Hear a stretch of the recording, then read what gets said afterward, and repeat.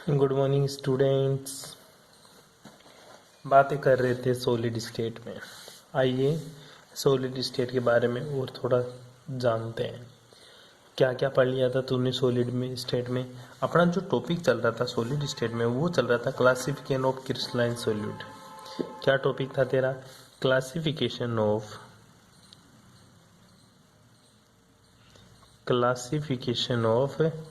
Crystalline solid. Crystalline solid, ठीक है। मतलब क्रिस्टलीय ठोसों का वर्गीकरण किसके आधार पर? जो क्रिस्टलीय ठोसों का जो वर्गीकरण कर रहे हैं अपन, ठीक है, वो किसके आधार पर कर रहे हैं गुरुजी? वो डिपेंड कर रहे हैं जो क्रिस्टलाइन सॉलिड है उसका नेचर कैसा है, उनकी बीच की दूरियों के आधार पर। क्रिस्टलाइन सॉलिड के बीच की दूरियों के आधार पर अपन क्या कर रहे हैं? क्रिस्टलाइन सॉलिड का वर्गीकरण कर रहे थे, ठीक है। कि गुरुजी जो अवयवी कण होते हैं उनके बीच में अट्रैक्शन फोर्सेस किस टाइप का लगता है? तो according to attraction forces between crystal lattice, ठीक है। तो क्रिस्टल लैटिस या फिर जो मॉलिक्यूल्स होते हैं उनके बीच में अट्रैक्शन फोर्सेस के आधार पर, ठीक है, अट्रैक्शन फोर्सेस के आधार पर अपन इसका वर्गीकरण कर रहे हैं। वर्गीकरण करने पर तूने पाया जो तेरा पहला क्रिस्टल था, ये जो पहला तेरा क्रिस्टलाइन सॉलिड था वो कौन सा था गुरुजी? वो मेरा पहला क्रिस्टलाइन सॉलिड था गुरुजी, मॉलिक्यूलर सॉलिड। कौन सा था तेरा गुरुजी? ऐसे सॉलिड कौन से? मॉलिक्यूलर सॉलिड, ठीक है, मॉलिक्यूलर सॉलिड था, ठीक है। मॉलिक्यूलर सॉलिड में अपन ने तीन तरह के सॉलिड्स की बात करी थी। जो पहला तेरा सॉलिड था वो था गुरुजी नॉन पोलर। कौन सा था रे? नॉन पोलर, ठीक है, नॉन पोलर। दूसरा जो तू सॉलिड की बात कर रहा था वो कौन सा था तेरा? पोलर। कौन सा था?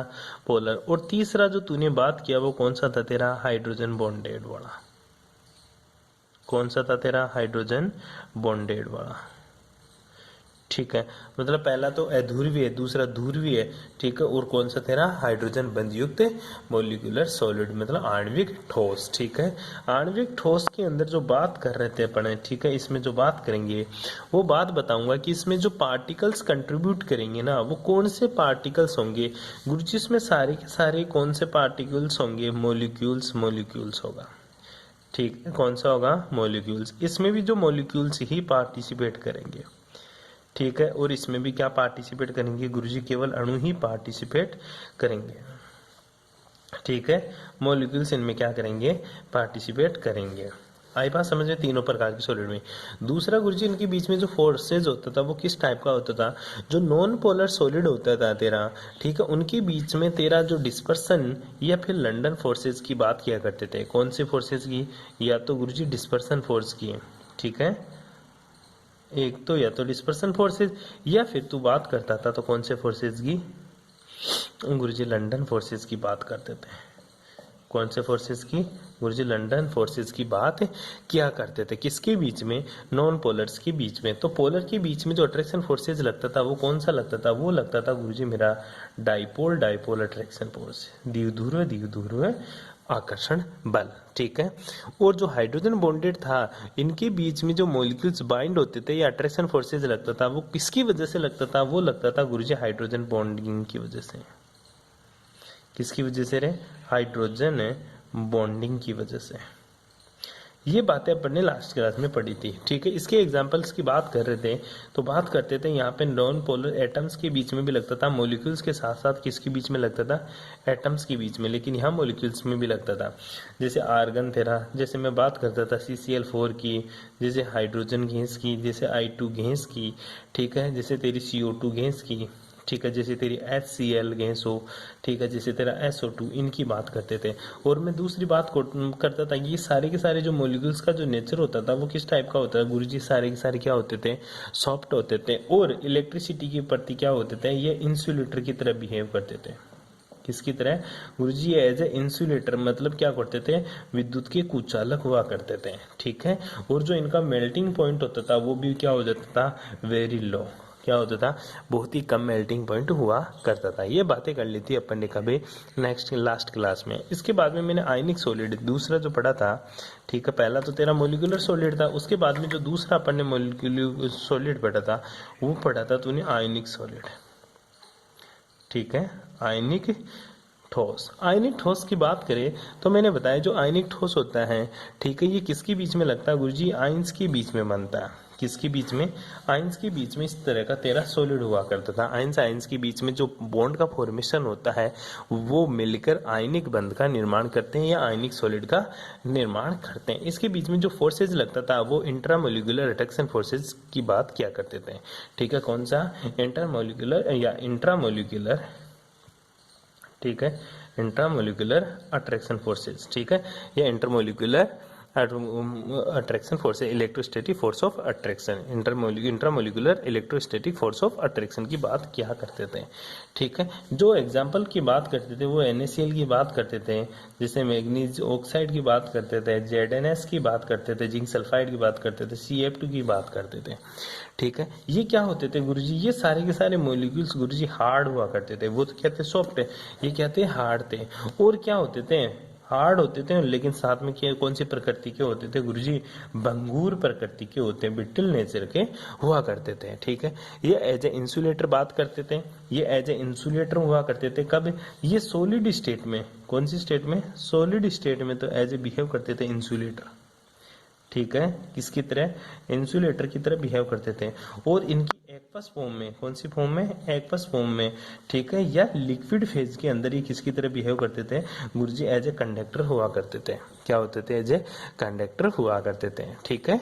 इनका जो मेल्टिंग पॉइंट होता है, हार्ड होते हैं, इसकी वजह से इनका मेल्टिंग पॉइंट भी क्या होता है गुरुजी, मेरा हाई हुआ करता था। ये बातें पढ़ी थी अपन ने आयनिक सॉलिड में। उसके बाद में जो बातें की अपन ने वो बातें करी गुरुजी मेटेलिक सॉलिड की। किसकी बात की थी, तीसरा अपन ने तीसरी बात करी थी गुरुजी तूने मेटेलिक सॉलिड की, ठीक है। जो मेटेलिक सॉलिड को हिंदी में बोलते हैं धात्विक ठोस। कौन से ठोस, धात्विक ठोस। तो धात्विक ठोस होते थे ना गुरुजी, ये किसके बीच में, कौन से मॉलिक्यूल्स पार्टिसिपेट करते थे, ध्यान दे, इसके बीच में जो मॉलिक्यूल्स पार्टिसिपेट किया करते थे ना वो करते थे पॉजिटिवली आयंस, ठीक है, positively ions in a sea of delocalised electron, positive ion. और ये पॉजिटिव आयन किसकी वजह से आते थे, ये गुरुजी आते थे सी, ठीक है, आयन सी ने सी ऑफ डिलोकलाइज्ड आयन की वजह से। किसकी वजह से रहे, ध्यान दे, पॉजिटिव आयन इन ए सी का मतलब होता है समुद्र, positive ion in a sea of a delocalised electron. बात को समझे, मैं बोलना क्या चाहता हूँ, जो पॉजिटिव आयन आते हैं वो किसकी वजह से आते हैं, ये बोलना चाहता है कि जो इलेक्ट्रॉन्स होते हैं ना, इलेक्ट्रॉनों में से समुद्र में वितरित धन आयन, जिसको कर्नेल बोलते हैं हिंदी में, क्या बोलते हैं, कर्नेल। जो अट्रैक्शन फोर्सेज होगा वो किसके बीच में हुआ, इंग्लिश में positive आयनेसी of the delocalised electron, ठीक है, हिंदी में बोलेंगे इलेक्ट्रॉनों के समुद्र में वितरित धन आयन, इलेक्ट्रॉनों के समुद्र में वितरित धन आयनों के बीच में अट्रैक्शन फोर्सेज होता है। फॉर एग्जाम्पल मैं बात करूं, समुद्र में तेरा Na होता है, ठीक है, ये किसकी फॉर्म में, NaCl होता है नमक, तो ये किस में रहता है, Na+ और Cl- के बीच में। तो ये मेटल है, ठीक है, ये समुद्र में पड़ी है, तो ये क्या करके जाएगी, सोडियम तो क्या होगा, बाहर आ जाएगा, सोडियम तो क्या आ जाएगा, बाहर आ जाएगा, लेकिन ये अपना पॉजिटिव चार्ज समुद्र में छोड़ के आएगा। बस इन्हीं के बीच में अट्रैक्शन फोर्सेज होता है, इसी को मेटेलिक सॉलिड का फॉर्मेशन होता है, ठीक है। ये मेटेलिक बॉन्डेड होते हैं, इनके बीच में जो अट्रैक्शन फोर्सेज होगा वो मेटल के बीच में जो अट्रैक्शन फोर्सेज होगा उसको मेटेलिक बॉन्ड बनता है, ठीक है। ध्यान दे इस चीज के बारे में। एग्जाम्पल कुछ भी ले ले, लोहा, कॉपर, Ag, Mg, कुछ भी, ठीक है। ये सारी की सारी क्या होती है गुरुजी, ये सारी की सारी हार्ड होती है। क्या होती है मेरी, सारी की सारी हार्ड होती है, बट मेलेबल एंड डक्टाइल होते हैं। मेलेबल एंड डक्टाइल का मतलब होता है ये तन्य और आघात वर्तनीय होते हैं, हार्ड भी होते हैं, और क्या होती है, मेलिएबल एंड डक्टाइल्स होती है, मतलब ये हार्ड मतलब कठोर होती है, परंतु तन्य और आघात वर्तनीय होता है। लोहे को पीट दे कभी वो टूटेगा नहीं, वो फैल जाएगा, इसलिए उसको आघात वर्धनीय बोलते हैं। क्या बोलेंगे, आघात वर्धनीय, इंग्लिश में बोलेंगे डक्टाइल्स, ठीक है। मेलिएबल का मतलब होता है तन्य, ठीक है, मतलब खींचकर लंबा बता सकता है उसको मेलिएबल। ठीक है, इसके ये क्या होते हैं, अच्छे कंडक्टर होते हैं। ठीक है, गुड कंडक्टर होते हैं, मतलब इलेक्ट्रिसिटी के लिए अच्छे चालक होते हैं। ठीक है, इनका मेल्टिंग पॉइंट क्या होता है, फेयरली हाई, बहुत ही ज्यादा उच्च। क्या होता है, फेयरली हाई, बहुत ही ज्यादा उच्च होता है। कोई दिक्कत यहाँ तक है। ठीक है, उसके बाद में अपना जो बच रहा है वो है तेरा कोवेलेंट और नेटवर्क सॉलिड। कौन सा है तेरा, एक है गुरुजी कोवेलेंट और नेटवर्क सॉलिड। ठीक है, तो छोटी सी बात है, लास्ट वाला है अपना कोवेलेंट। ठीक है, कोवेलेंट या फिर इसको क्या बोलते हैं, नेटवर्क सॉलिड। Network solid. ठीक है, हिंदी में क्या बोलेंगे, सिंपल सी बात है गुरुजी, हिंदी में बोलूंगा सह संयोजक अथवा नेटवर्क सॉलिड या ठोस, सह संयोजक अथवा नेटवर्क ठोस। अब इनके बीच में जो अट्रैक्शन फोर्सेज लगता है इनके लिए, तो वो किसके बीच में लगता है गुरुजी, एटम्स के बीच में लगता है, परमाणुओं के बीच में अट्रैक्शन फोर्सेज लगता है। ठीक है, जिसकी वजह से कौन से बॉन्ड का फॉर्मेशन होता है गुरुजी, इनके बीच में जो बॉन्ड का फॉर्मेशन होगा वो होगा गुरुजी कोवेलेंट बॉन्ड का फॉर्मेशन होता है। कौन सा बॉन्ड का फॉर्मेशन होगा, कोवेलेंट बॉन्ड का फॉर्मेशन होगा, सहसंयोजक बंध का निर्माण होगा। फॉर एग्जांपल तेरा कार्बन है। ठीक है, कार्बन में क्या क्या गुरुजी, हीरा हो मेरा। ठीक है, SiC हो, सिलिकॉन कार्बाइड हो, SiC। ठीक है, Al हो, एल्यूमिनियम नाइट्राइल हो, तेरा SiO2 हो, SiO2 को क्वार्ट्ज बोलते हैं। क्या बोलेंगे SiO2 को गुरुजी, SiO2 को मैं क्या बोलूंगा, क्वार्ट्ज। ठीक है, क्वार्ट्ज बोलूंगा। क्या बोलेगा SiO2 को तू, क्वार्ट्ज बोलेगा। ठीक है, इसी तरह तेरा डायमंड कार्बन को हीरा बोलता है ये तू। ठीक है, यहाँ तक किसी को कोई प्रॉब्लम। कार्बन तेरा एक ग्रेफाइट भी होता है। क्या होता है तेरा, ग्रेफाइट। ठीक है, अब देख ग्रेफाइट को देख, पहली चीज तो ये क्या क्या हो सकते हैं गुरुजी, ये हीरा तो कठोर होता है। क्या होता है, कठोर होता है, मतलब हार्ड होता है। ठीक है, हीरा तो क्या होता है, हार्ड, लेकिन जो ग्रेफाइट होता है ये मेरा क्या होता है, सॉफ्ट होता है। ठीक है, ग्रेफाइट क्या होता है मेरा, सॉफ्ट। हीरा तो विद्युत का क्या होता है, कुचालक। क्या होता है, कुचालक, मतलब अच्छा इंसुलेटर होता है। लेकिन जो ग्रेफाइट होता है विद्युत का क्या होता है गुरुजी, सुचालक। क्या होता है, सुचालक। तो इनमें दोनों तरह की प्रवृत्ति पाई जाती है। ये विद्युत के मतलब इलेक्ट्रिसिटी के इंसुलेटर की तरह भी बिहेव करते हैं और इलेक्ट्रिसिटी के कंडक्टर की तरह भी बिहेव करते हैं। इनका जो मेल्टिंग पॉइंट होता है वो क्या होता है, सभी का वेरी हाई। ठीक है, क्या होता है, वेरी हाई। ध्यान दे इस चीज के बारे में, ये बातें अपन ने लास्ट क्लास में पढ़ ली थी। ठीक है, यहाँ तक किसी को कोई प्रॉब्लम, अरे कोई दिक्कत है। ठीक है, अब आगे एक छोटा सा नोट लगा ले और 2-4 क्वेश्चन डिस्कस करूंगा मैं, वो देख ले। ठीक है, एक छोटा सा नोट की बात समझ रहा है तो देख ले तू, नोट में क्या लगाएगा, ये तेरा नोट। ठीक है, नोट में एक तरफ तो तू हीरा लिख ले, हीरा मतलब डायमंड। ठीक है, एक तरफ तू क्या लिख ले, ग्रेफाइट। इन दोनों की छोटी सी प्रवृत्ति पढ़ेंगे अपन कि इनका क्या नेचर होता है। ठीक है, पहली चीज जो हीरा होता है ना, हीरे के अंदर सबसे पहले अपन हाइब्रिडाइजेशन की बात करेंगे। तो हाइब्रिडाइजेशन में हीरे का जो हाइब्रिडाइजेशन होता है वो कौन सा होता है गुरुजी, sp3। और ग्रेफाइट का जो हाइब्रिडाइजेशन होता है वो sp2। ठीक है, इंपॉर्टेंट है, क्वेश्चन पूछ लेता कभी इस यूनिट से एक ही क्वेश्चन, ग्रेफाइट का हाइब्रिडाइजेशन क्या होता है, sp2, हीरे का हाइब्रिडाइजेशन sp3। ठीक है, इसमें कार्बन की कोई भी संयोजकता मुक्त नहीं होती। ठीक है, कि इसमें क्या होगा, free valency of carbon is absent, यहाँ क्या होगा, free valency of carbon is present. ठीक है, तो कार्बन की क्या होती है गुरुजी, कार्बन की संयोजकता मुक्त होती है। कार्बन की संयोजकता इसमें क्या होती है गुरुजी, हीरे में तो मुक्त नहीं होती। ठीक है, मतलब इसमें free valency of electron absent होते हैं, बट इसमें कार्बन की फ्री वैलेंसी ऑफ इलेक्ट्रॉन पाया जाता है। एक तेरा अनपेयर्ड इलेक्ट्रॉन उपस्थित होता है,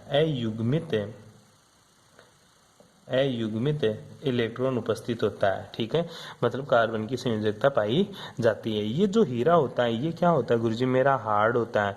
लेकिन जो ग्रेफाइट होता है ये मेरा क्या होता है, सॉफ्ट होता है। ये विद्युत का क्या होता है गुरुजी, कुचालक होता है, इंसुलेटर होता है। ये विद्युत का क्या होता है तेरा, सुचालक होता है। कोई दिक्कत यहाँ तक है। ठीक है, ये हीरे के बारे में और ग्रेफाइट में आपको डिफरेंस आना चाहिए। ठीक है, इसकी संरचना कैसी होती है, इसकी संरचना कैसी होती है वो तुझे पता ही है। ठीक है, इसकी परतदार होती है, इसकी कैसी होती है, बिल्कुल ठीक है, टेट्राहेड्रल शेप में होती है। ठीक है, चतुष्फलक होती है। ठीक है, इसकी संरचना कैसी होती है, चतुष्फल की है, लिख ले तू। ठीक है, इसकी संरचना क्या होती है, परतदार, परतदार चतुष्फल की है। ठीक है, यहाँ तक किसी को कोई प्रॉब्लम नहीं होनी चाहिए मेरे अकॉर्डिंग। ठीक है, अब क्वेश्चन 2, एक क्वेश्चन लिख ले तू जिसके आंसर तुझे खुद से करना है। पहला क्वेश्चन है मेरे भाई कि जो आयनिक ठोस होते हैं इनके लक्षण लिखो। ठीक है, क्वेश्चन लिख ले आयनिक ठोसों के लक्षण। ठीक है, कैरेक्टर या फिर इनकी जो प्रॉपर्टीज ऑफ आयनिक सॉलिड। ठीक है, दूसरी बात है ये 2 एक क्वेश्चन तू कर लेना, कर लेगा, यहाँ तक किसी को कोई दिक्कत है। 1-2 क्वेश्चन और लिखे तो लिख लेना, मैं साथ में भेज दूंगा, तुझे खुद से बताना है कि आयनिक ठोस होते हैं वो क्या होते हैं गुरुजी, ब्रिटल नेचर के होते हैं, मतलब भंगुर प्रकृति के होते हैं, ऐसा क्यों। ठीक है, इसी भी क्वेश्चन का तू ही आंसर देगा। ठीक है, और दूसरा आयनिक ठोस और ठोस अवस्था में विद्युत के कुचालक होते हैं और गलित अवस्था में विद्युत के सुचालक, ऐसा क्यों, इसका भी आंसर तू खुद ही देगा। ठीक है, वीडियो ज़्यादा लंबा हो जाएगा इसलिए ठीक है आपको इतना ही पढ़ना है, बाकी की बातें करेंगे अपन नेक्स्ट क्लास में या नेक्स्ट वीडियो में। Thank you for cooperation.